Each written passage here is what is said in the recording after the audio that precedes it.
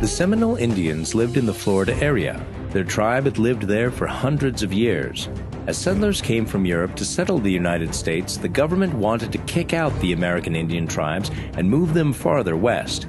Of course, the American Indians didn't think this was fair. The Seminole Indians went to war to fight for their land. They were led by a Seminole Indian named Osceola. The war was very costly for the United States, and it lasted 7 years.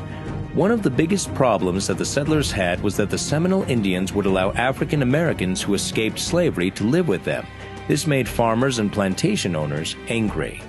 The war began after the War of 1812. The United States government thought that since they finished one war, they should continue on and go fight the Seminole Indians.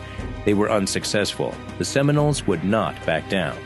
Later, the United States government took a few Seminole leaders on a tour of Arkansas and Oklahoma, treating them to lavish food and luxury. They hoped this would convince the leaders to move their tribe, but it did not. At this time, President Andrew Jackson was determined to remove the Seminole tribe. He fought a difficult battle with them, and many of the Seminole retreated into the Everglade forest. The remaining Seminole Indians surrendered and agreed to leave. They had to travel the famed Trail of Tears to Indian Territory west of the Mississippi River. Seminole history begins with bands of Creek Indians from Georgia and Alabama who migrated to Florida in the 1700s. The 1700s is when Florida Indians collectively became known as Seminole, a name meaning wild people or runaway. The Seminole tribe improved their independence by adopting a constitutional form of government. This allowed them to act more independently. July 21, 1957, tribal members voted in favor of a Seminole Constitution, which established the federally recognized Seminole Tribe of Florida. Today, more than 2,000 individuals live on 6 reservations located in Hollywood, Big Cypress, Brighton, Immokalee, Fort Pierce, and Tampa. After the end of the Third Seminole War, the Seminoles were free to range over the Everglades, hunting and selling otters, deer, raccoons, and alligators to an international hide market. Early 20th century, Seminole developed craft markets and alligator wrestling to attract tourists. Tribal Chief James Billy introduced gambling as a source of revenue in 1980. Congress finally agreed and passed the Indian Gaming Regulatory Act of 1988. In 2001, the Seminole tribe hired James Francis Allen, who helped the organization begin an association with Hard Rock Cafe. The Seminole tribe members collect annual dividends from the casino plus access to free private school and college tuition, universal health care, and elder care. This is a picture of Florida State University Seminoles mascot. Osceola and Renegade are the official mascots of the Florida State University Seminoles.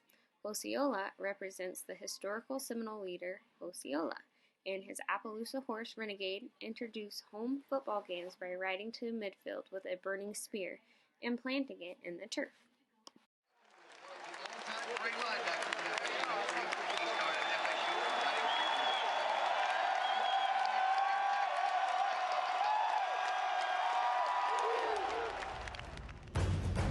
Here at FSU, they got some great traditions. Probably the best and the most exciting one, Chief Osceola, when he rides out on Renegade, plants a spear at the 50-yard line, the place goes crazy. We're about to take you behind the scenes and see how it all gets started. In the 1980s and 1990s, when mascots based on Native Americans became more controversial to many Native Americans and supporters protested their use, Florida State consulted with the Seminole Tribe of Florida, and Seminole Tribe gave FSU their blessing to use Osceola and Seminole. Florida State does not have a mascot. Instead, it is an honor to call themselves Seminoles. It changes me to a little bit darker tint.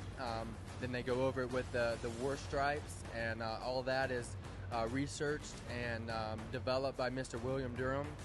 And he researched and did a lot of thought about how the paint was actually going to be applied, and it all goes back to roots with the Seminole tribe. The regalia is all authentic. The Seminole Tribe of Florida actually makes that for us, and they donate that to the program, their gift to the university and to the program. During this pandemic of the coronavirus, it has impacted the Seminole Tribe in Florida. March 16th, tribal offices and businesses closed, and only Seminole Police, Fire Rescue, and Office of Emergency Management stayed working. Schools closed but remained at home learning. On May 8th, President Trump approved Seminole Tribe of Florida disaster declaration in Washington. FEMA announced emergency aid has been made available for the tribe. Florida struggles with major causes of water pollution including sewage, fertilizer, manure, and oil spills, all contributing to poisoning lakes, rivers, and streams that supply water to households. Reservations are told to boil water prior to everyday use. Environmental Protection Agency has delegated authority to the Seminole Tribe to implement the Federal Clean Water Act. This gives the tribe the same authority as the state of Florida to set water standards for tribal lands.